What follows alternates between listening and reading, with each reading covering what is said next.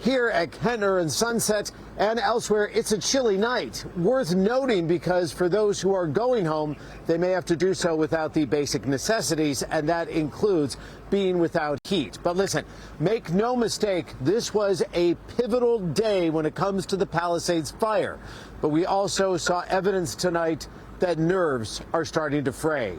While there was much gratitude and much appreciation, there is also growing frustration. It's what officials are calling giving back real estate, allowing evacuated residents to return home. You automatically reach for the electricity, it's not there, but the water is there, and we're very thankful for that. We're very thankful our house is standing. And I have to say, as we drove into the house and I saw it, and I thought of all the families who would not be able to do that, I started to cry. There's no electricity, who cares? The water might not be perfect, who cares? There might be stuff in the air, who cares? We have our homes. And then tonight, a promising status report regarding the Palisades fire. This fire has not grown in the last 72 hours.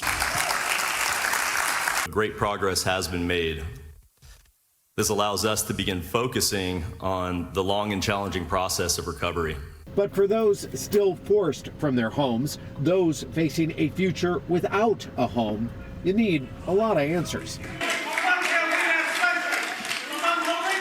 Brief disruptions and specific demands about what's to come next and what can be done right now. And the question everyone seems to be wondering: how do we prevent this from happening again?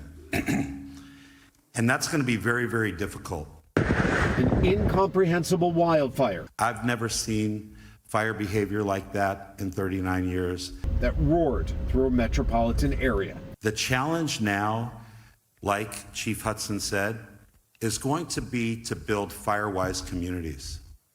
It's to make sure that when we rebuild, which will occur, that those structures are standalone, that a firefighter or a fire engine is not going to need to be at your home for it to survive. So this is what goes on here at these roadblocks, whether it's at Kenner and Sunset or elsewhere. People who are going home tonight and in these last hours, whether it's up in Topanga Canyon or again in the Encino area in the San Fernando Valley. So what the LAPD does here is that they check ID and they really make sure that you have the ID on you and that it shows your address. And then they are going to allow you to go back up to your home for these areas where the evacuation orders have now been lifted. But please keep in mind that from 6 p.m. to 6 a.m., there still is a curfew for the fire-affected areas. Live tonight here in Brentwood, I'm Robert Kovasik. Kathy, let's go back to you. Robert, thank you so much. The Palisades fire destroyed the homes of thousands of families, including the home of a woman who has spent nearly 10 years helping to rescue homeless dogs. NBC4's Amber Frias met with the woman this afternoon. She joins us live now with her story. Amber. Hey Kathy, Ellen Dante told me that after so many years of helping animals, she never imagined being the one that needed help. The fire completely consumed her home, destroying years of memories and hard work. But in the middle of all the destruction, one powerful symbol remained standing. In the ruins of Ellen Dante's home, one wall stands tall. It's not just any wall. This wall holds special meaning. And that was our family room. That was the hub, the center of the house, all the dogs, and my son. That is where we hung out. This was also where Dante took photos and videos of the rescued dogs she fostered, showcasing their personalities to help them find a loving home. And that wall was kind of like the center of everything. Dante founded DAT Animal Rescue 9 years ago and has since rescued hundreds of dogs. Her living room wall became a familiar backdrop for photos and videos of those animals. Now it's the only thing left standing. The Palisades fire destroyed thousands of homes and displaced many families. We're trying to find a place right now with, everyone trying to find a place who is displaced. Has just been a little bit challenging, but I feel blessed that we currently have a roof over our head and everybody's safe.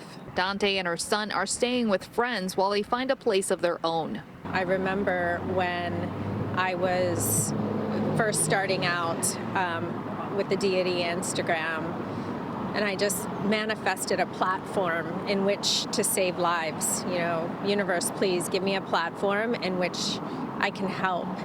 And it's incredible because now, how many years later, it's that platform that has brought us the gift of our village that is now turning around to help my family and I. As they work to rebuild their lives, the wall, standing strong, has become a symbol of hope.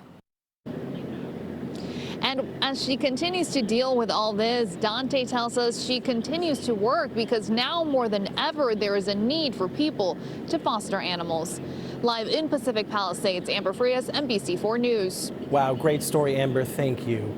A Pasadena woman says she's sometimes doubled up on her mortgage payments to pay off her very first home just to watch it go up in flames in the Eaton fire just weeks later. Candace Sweat from our sister station in Dallas joins us now from Pasadena with this story. Candace.